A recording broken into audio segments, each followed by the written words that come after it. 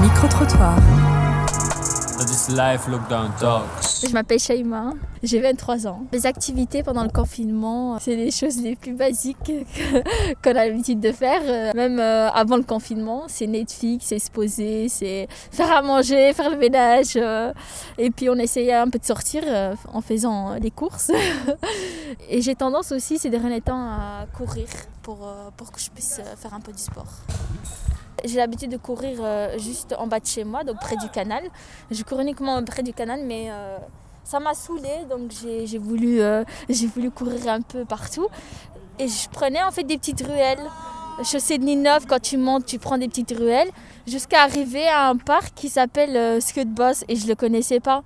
Donc en courant, j'ai découvert ce parc. Les avantages du confinement, je pense de se retrouver en famille, de passer plus de temps en famille. C'est une chose que je ne faisais pas avant le confinement. Je m'entends très bien avec ma famille, mais c'est vrai que pendant le confinement, on a tendance à vite péter un plomb pour un petit truc, parce qu'on en a marre de voir tout le temps la même tête, on aimerait sortir et on ne peut pas. Et si tu as un problème, est-ce que tu peux en parler autour de toi, à ta famille, ou est-ce que tu gardes tes problèmes pour toi ? Si c'est des trucs pas très graves, forcément on s'y arrange avec la famille. Mais après, si c'est des trucs perso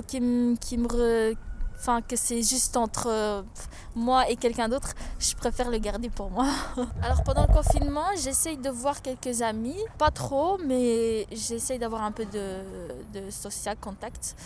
Concernant mes problèmes, j'aime pas trop parler, quand je suis entre potes, j'aime pas trop parler des problèmes, je suis plus là pour chiller et tout.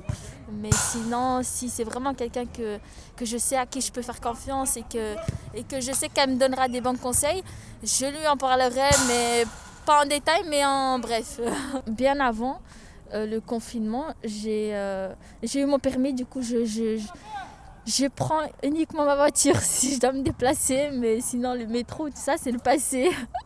Je prends plus trop les transports en commun. Alors la différence entre le premier et le deuxième confinement, je trouve que le premier était plus strict, plus sévère,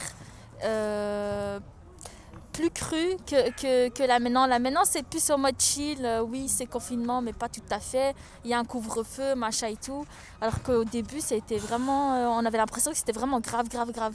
Les online lessons, je trouve pas ça très cool, dans le sens où t'es pas concentré.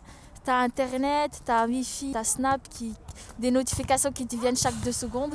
C'est un peu difficile de se concentrer. Si c'est enregistré, donc les online lessons, il y a des profs qui enregistrent leur online, donc tu peux le revoir par après. C'est une bonne chose, comme ça je dors bien, et puis si je veux, je me lève vers 13h et je regarde le truc. Dans les points négatifs, c'est que je bouge plus trop, je suis trop dans mon lit. Et ça, c'est pas une chose, c'est pas une bonne chose.